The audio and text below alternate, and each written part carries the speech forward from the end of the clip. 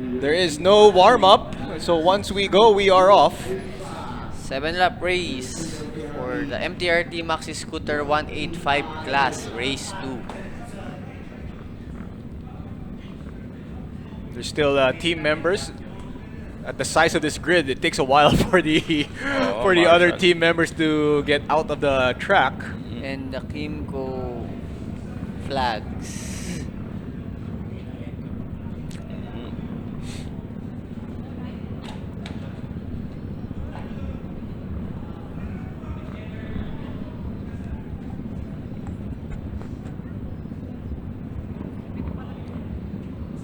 May isang rider na nasa labas. I guess he'll start the pit lane. If they get the bike to start, parang hindi eh. Hindi na, sinara na yung gate eh. So here we go. Flags are out. Lights are on and they're off. Nice starting. Tampas din kasi The biggest gridded in the country. The MTRT Maxi Scooter 185 class, the Philippine Superbike Championship. kahit madami naman sila, may kita natin pagka wawatak-watak na 22 rigs. Saan papunta yung isa? From white.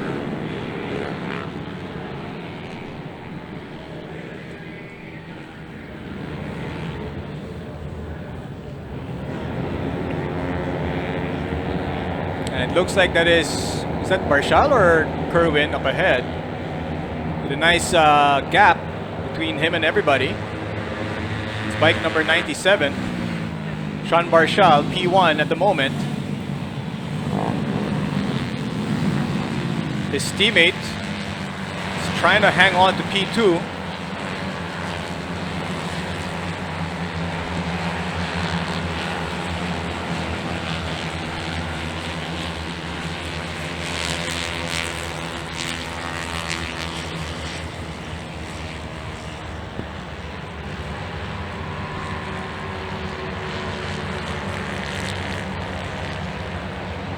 And you see the clouds there getting closer and closer.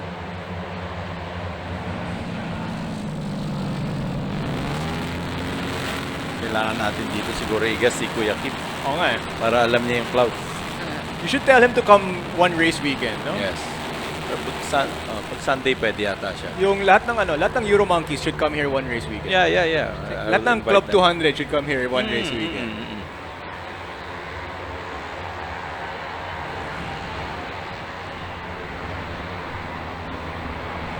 Para pag at least si Kim nandito, diba? Pwede niya explain yung club sa'yo. Alam mo ba, Gio? Hindi yan uulan, yan ay isang strabismus kabasmus. You know, one of my favorite things to do is listen to Kuya Kim stories. Yes. When he starts talking about something, I always listen and I believe him.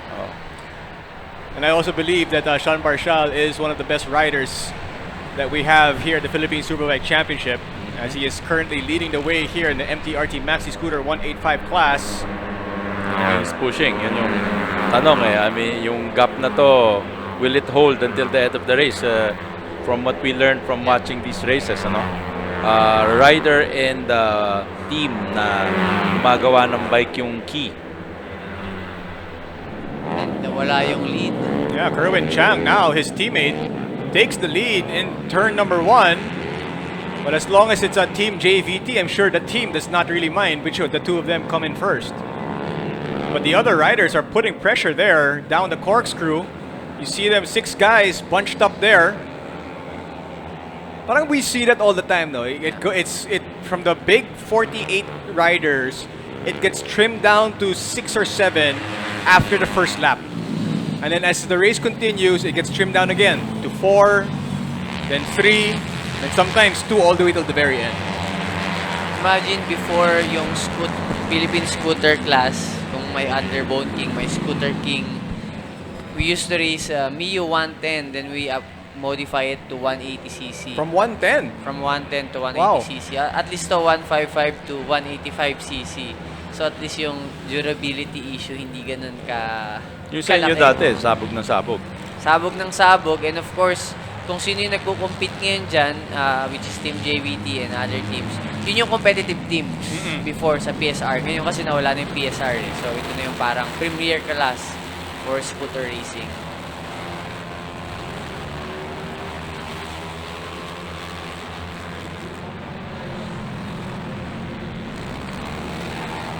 So dito nila showcase yung mga top of the line parts na available for scooters here in the Philippines.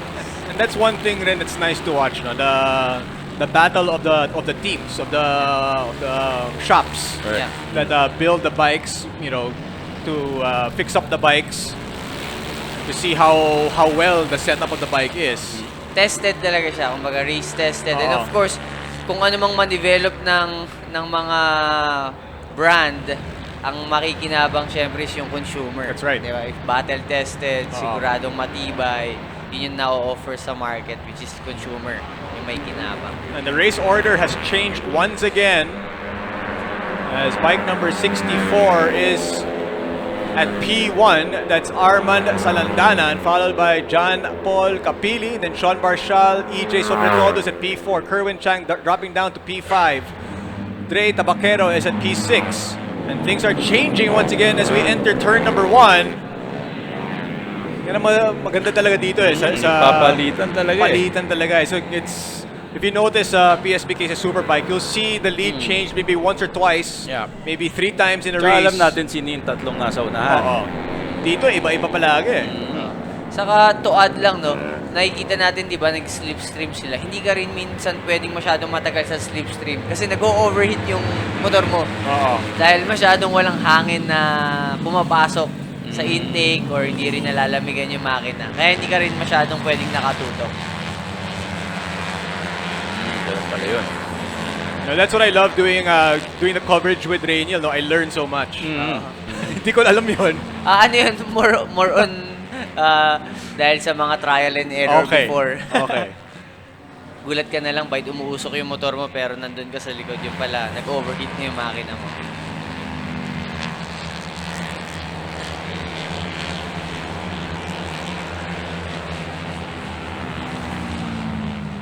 And Sean Barshal making a move here in Akasha, and he takes the lead once again. But he cannot, or does he make it stick? Yes, he does, at least as of now.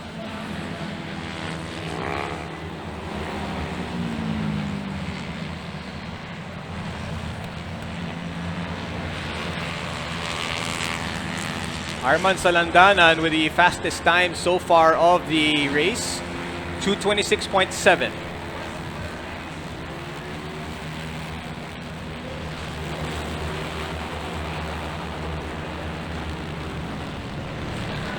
There are still 44 riders on the track.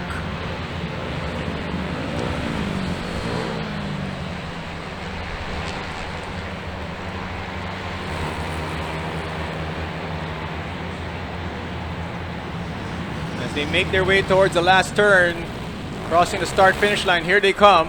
Hop. Wobble. It's John Paul Capili, Sean Barshal, Kerwin Chang. That's your top 3. Followed by Arman Salandanan, EJ Sobretodo, Dre Tabaquero. That is the race order as of now with 4 laps to go.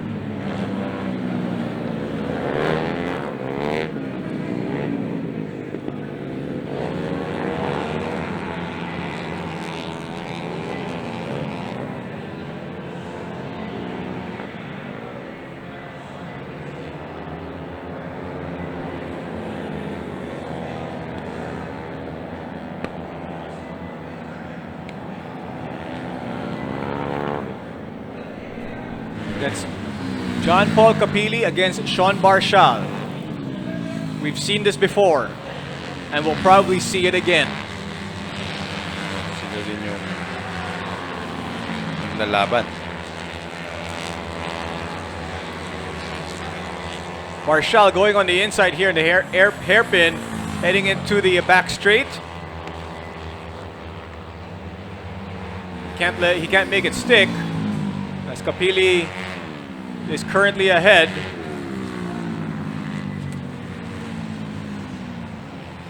And Barshal trying to use that slipstream, entering Akasha, and it has worked. And he still manages to hold on to it, but here comes Kapili once again.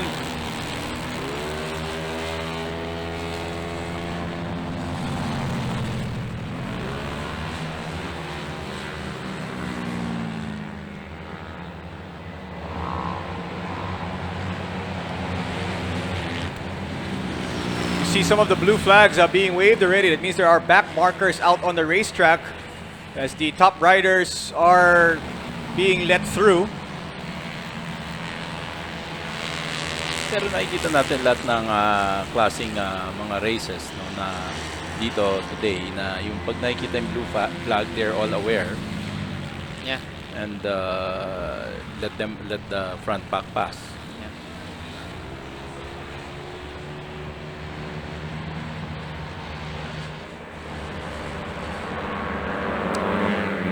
John Paul Kapili still number 1 at the moment, followed by Barshal, Salandanan, Sobretodo.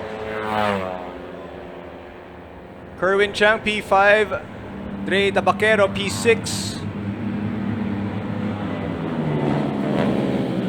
Kapili and Barshal have exchanged positions quite often in this race.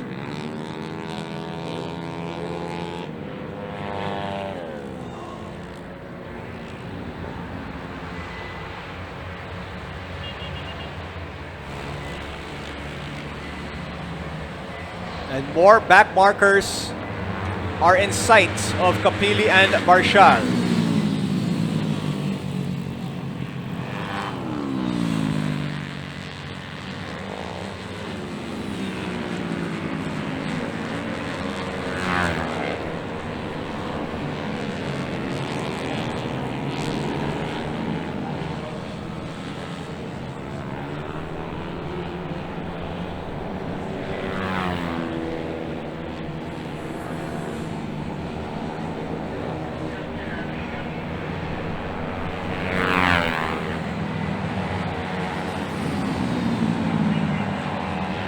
And it looks like John Paul Kapili has problems with his bike.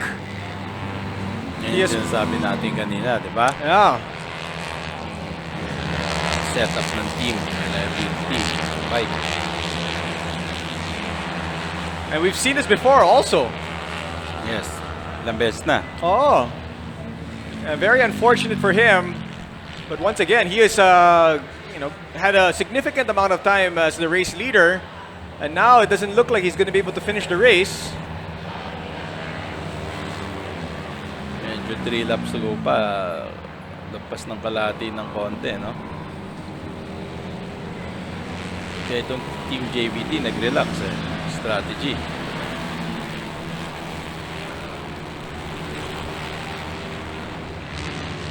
So those are your top 4 guys right now. All neck and neck entering the last turn and into the start-finish. 2 laps remaining.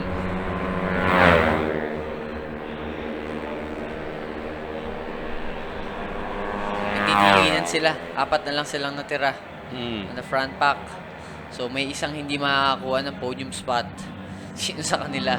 It's Chang, Barshal, Salandanan, and Sobretodo. That's your top 4. 2 JVT riders, followed by Team Angkas. Sobretodo now has managed to get himself into the top 3.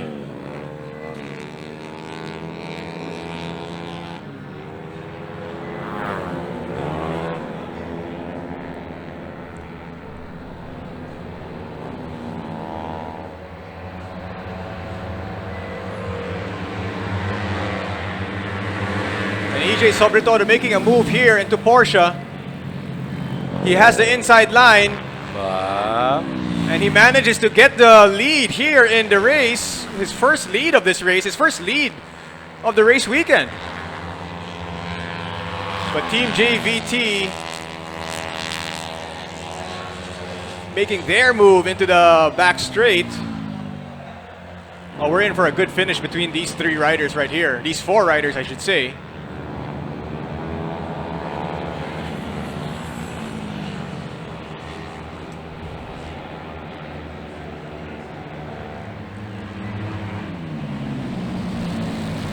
There's Sean Barshal.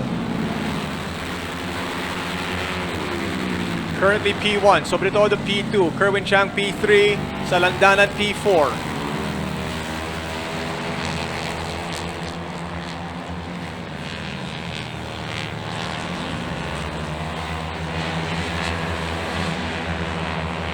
As we enter, we soon will get to the final lap of this race.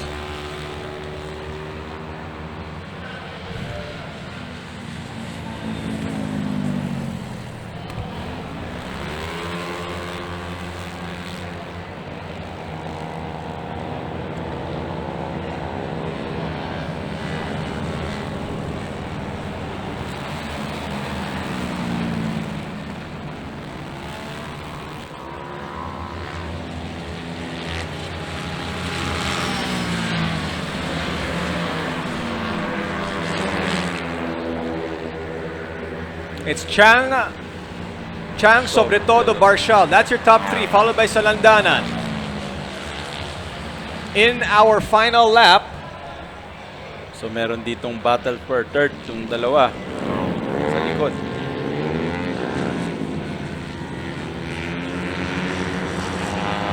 Double slipstream. Kaya ba niyan mag-ano? First.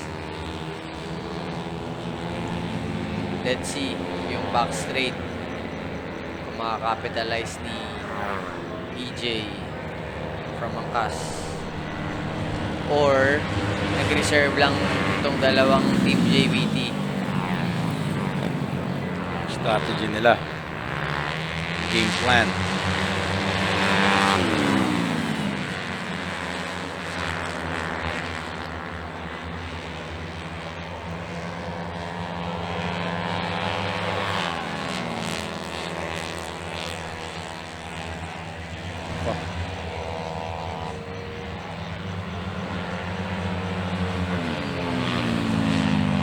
so the two JVT riders looking strong right now here in the back straight, entering Akasha. They are currently 1-2. Few more turns to go for the JVT riders and our third rider, EJ from angkas. Let's see if Sobre Todo can make one final move here before the end of this race. There are back markers out there. As you can see, the three of them getting past the back markers, no problem so far.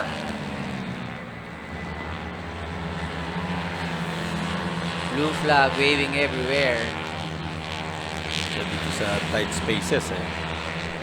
But I think safe na kasi ito na yung ano eh. Last sector. Here they come from the Kaya double A, hold. entering the final turn and into the start finish, and it looks like Team JVT will have a 1-2 finish here. Ganda. Team JVT looking very strong in this race. And Chang gets it on Barshal, followed by Sobre Todo. And Salandanan completes the top four. Fantastic race there between Chang, Barshal, Sobre Todo, and Salandanan. You see the racers congratulate each other, showing their respect and love. Nice race. Redemption from Kerwin Chang. Oh, he wasn't able to finish a race earlier today. Ano nasiraan. But now finish first.